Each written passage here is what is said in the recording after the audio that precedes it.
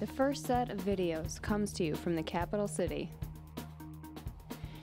The Lansing area was recently awarded the 5-star Quality of Life Quotient by Expansion Management magazine. Lansing features 113 parks and a nationally recognized river trail that is over 13 miles long and is home to Lansing Community College, 3 medical and 2 nursing schools, 2 law colleges, including the nation's largest, Thomas M. Cooley Law School, and a Big Ten university, Michigan State.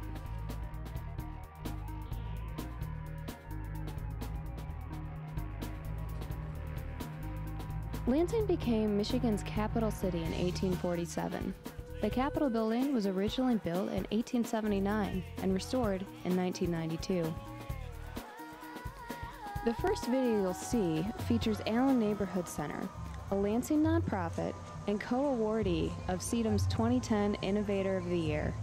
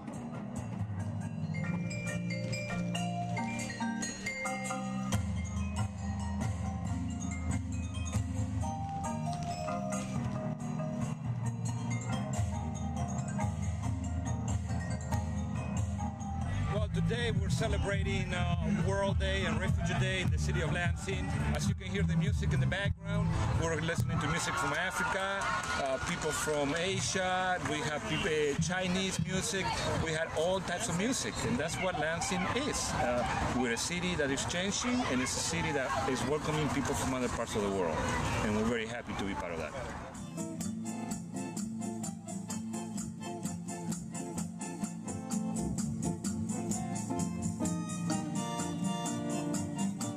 Translate in Swahili. Wimbo huyu unasema wewe ni mrembo mzuri tena umependeza sana. Kwa hiyo endelea na urembo wako, nenda shule, kila kitu kama sawa.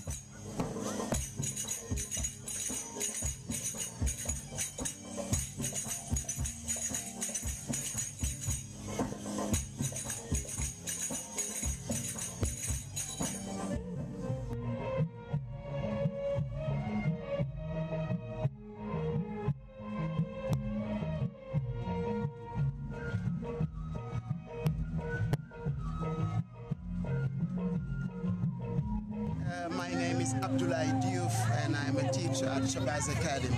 Great. And so what are we doing here today? Today we came to honor the invitation that was extended to us for the world refugees. I'm from Senegal, West Africa. And of course, I can relate to these refugees because what happens to them could happen to me as well. So this is why I am here. So what do you think about World Day? Oh, wonderful. Yes, it is very peaceful, and this is what the world needs. We all need to come together and help each other, support each other, be here for one another. That's why I'm very honored to be here.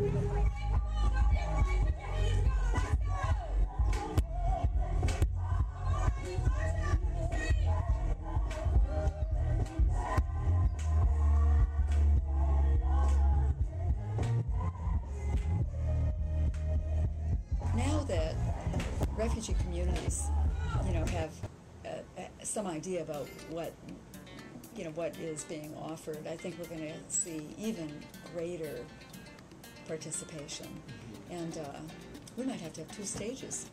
Who knows? But it's going to be exciting. It's going to be fun. I can hardly wait. So look for first Saturday in June, probably, World Day at Hunter Park 2.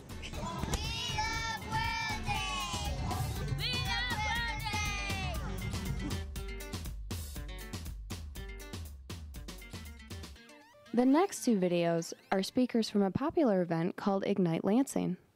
Ignite Lansing is a fast-paced, fun, thought-provoking, high-energy evening of quick, impact presentations by people with an idea and the guts to share it. And with that, here comes our first speaker. Lots of nutrients, lots of ideas. Learn, absorb, take with it. And here comes our friend Megan Gebert with the very first presentation.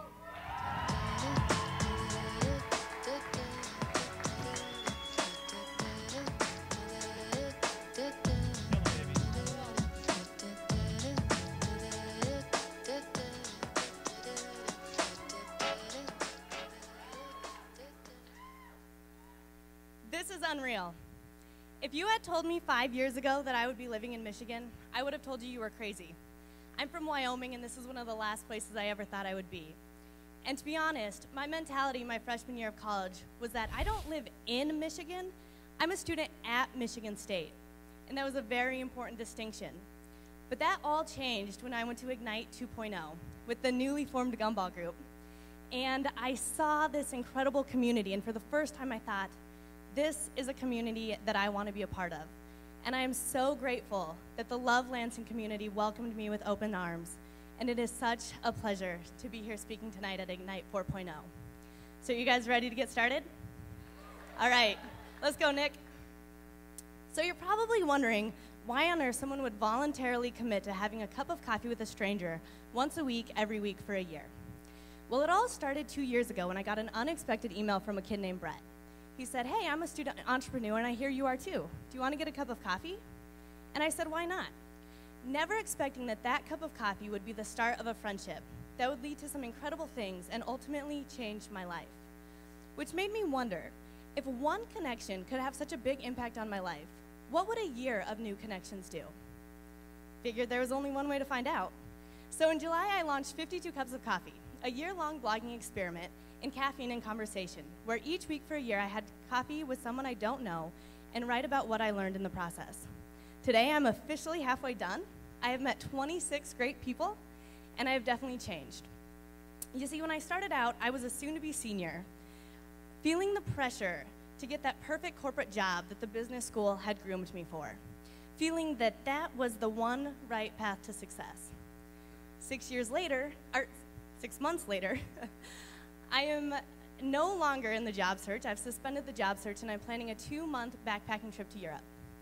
Because of some things that I've learned, I quickly learned that life never goes according to plan. And more importantly, there is no right path. As Cup 11, Lisa Ganas taught me, you get to decide for yourself what success looks like. And Cup 15, Ruben Derderian, showed me that there are many ways to achieve it. But to do that, you have to listen to your heart. Like Cup 7, Nashir Amaria, a fourth-year med student who ignored the many people who told him that he didn't have what it takes to get accepted to med school. He was able to shut out all that external noise and listen to his heart to figure out who he was, what he wanted to be, and then he worked like hell to get there. Because that's another thing. Life is a lot of work. A lot of curveballs come your way. Like Cup 25, Betsy Minor Swartz, who lost both of her parents to cancer too soon. Her story proved to me that if you handle adversity one step at a time, you can overcome anything. And I'm very thankful for Cup 17, Peter Pasick, who showed me that I should never let anything stand in the way of me and my dreams. You see, Peter is very passionate about travel and soccer, but he has degenerative cerebral palsy, which means he can't get around without a walker or a wheelchair. But he doesn't let that stop him from doing what he loves. Peter recently took a 10-day trip to Europe by himself, and practically 5 nights a week you can find him out on the IM soccer field, playing right alongside with a bunch of energetic 20-something-year-old college kids. He showed me that our limitations only stop us if we let them. Because the reality is, we only get one life. So why wouldn't we make it everything we've ever wanted it to be? That's Cup 21, Toria Blanchard's motto, and it's a contagious one. When I asked her how she found the courage to quit her teaching job and cash in her 401k so she could open up a crepe store in downtown Detroit, she said, "Yeah, I was scared, but I knew it was something I had to do, Because when I get to the end of my life, I want to be able to look back and say, I did everything I wanted to do.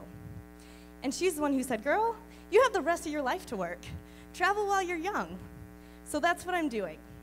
And what happens when I get home from Europe? I don't know. But I'm okay with that. Because these 26 conversations have given me the confidence to believe that if I work hard, if I follow my heart, persevere when times get tough, and treat people with compassion along the way, life is going to work out, and it's going to be a lot of fun in the process. Now, people often ask me, where do you find such interesting people? Well, the reality is, there are incredible people all around us. We just don't take the time to figure that out, which is unfortunate, because I believe if we took some time to sit down and listen to people's stories, the world would be a better place. So if I can leave you with one thing tonight, it's this. Reach out to someone in your life, whether it's a friend, an acquaintance, an enemy, a Twitter follower, or the person sitting in front of you, whoever it might be. Somehow find the courage to reach out and ask them out to have a cup of coffee. Listen to their story and share yours.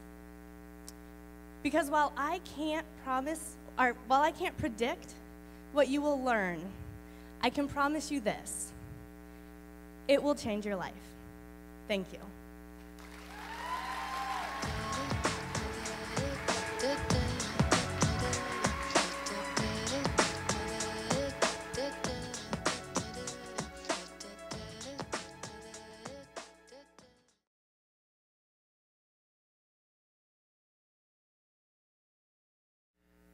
Next up, Ben Iselink. Here we go, Ben.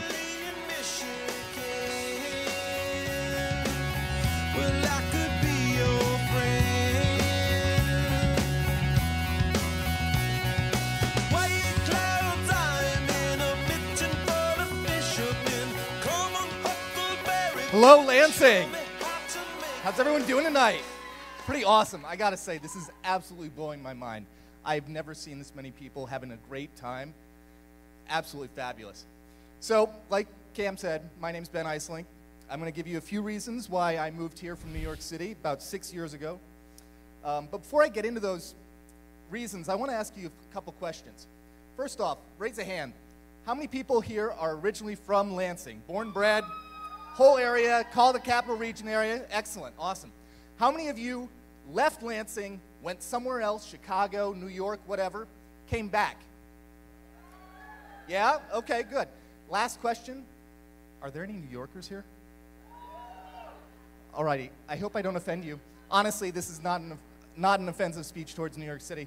I love New York. My sister lives there. I try and visit it at least once a year. But these are 10 reasons that I thought, you know, Lansing is a great place to live. I'd like to share them with you. So with that, if we can start the slides. So all of these reasons are built around where I'm from and who I am. I'm Belgian. I was born in Belgium. Belgium, of course, famous for its great beer, and I enjoy it. New York City has great beer, too. They import it all, though. Whereas Lansing, Michigan as a whole, we have breweries popping up left and right. It's absolutely fantastic. Enjoying the NBC here? They do some mean beer. It's good stuff. So yeah, cheer them on. The next reason is, well, I am Belgian. My mother was from Minnesota. And yes, Minnesota. Minnesota is a lot like Michigan, a lot like Lansing, in that it has a strong work ethic. It's the Midwestern thing, and you know, it's trite, but it's completely true. Lansing's the same way. We have a strong work ethic, and you know, even though Michigan has been hit hard, we've worked our way out of it, and we're going to keep working our way out of it, and this is a perfect example of that. By the way, she is a Lansingite, 40s. So honestly, I threw this slide in there. While I am Belgian and American, I was raised mostly in Egypt, kind of a big day there today.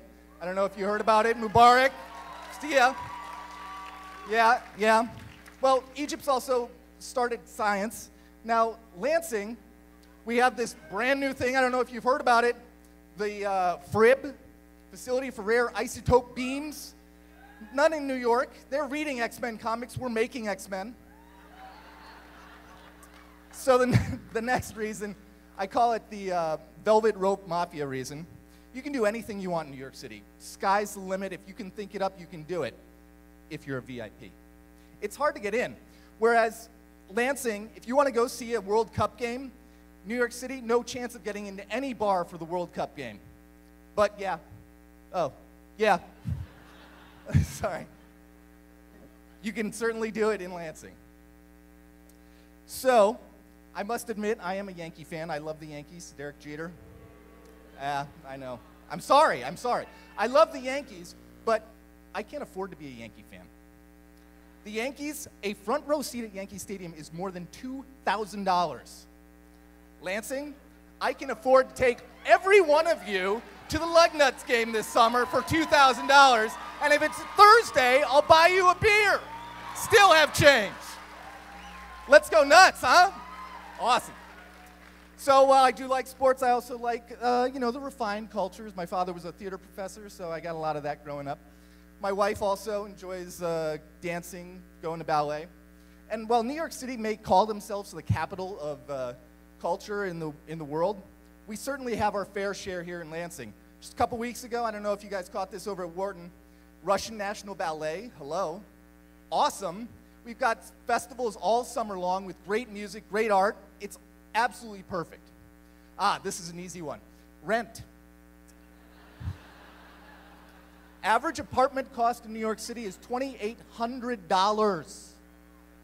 In Lansing, they don't even have studio apartments. One-bedroom apartment for $600. So, yeah, you may make a little bit more money in New York City, but the average is only about 10%. You're going to pay 350% more just for 4 walls and a toilet. I don't know. So next reason, carpooling, yes. Our commutes. The average commute in New York City, they say, is 40 minutes, which I don't believe. My last commute in New York City before I moved here, hour and 15 minutes each way. Not fun. Average commute in Lansing, 20 minutes. For myself, I only have a 13-minute commute door to desk, and that means that over the course of this year alone, I will save myself 300 hours that I just get to hang out and do whatever I want. Yeah? Commute? Good one? So this is a topic that I didn't know if I was going to talk about because it's a little risky. I was in New York City for 9/11. I saw it all go down. My bedroom window actually had a view of the Twin Towers. Went to bed every night looking at them. That day wasn't fun, and I wouldn't wish that on my worst enemy. New York City is always going to be a target. Just had that situation last year. Lansing, we're pretty safe here. We've got it all. I mean, really. So the last reason is the easiest one. Yeah. They didn't have a good Valentine's Day. Last one's an easy one, and it boils down to all of you. There's no other community that I know of that would have an Ignite Lansing like this. It's people like you that gave a home to people like me, and I thank you from the bottom of my heart for it. Thank you all, Lansing. I love you.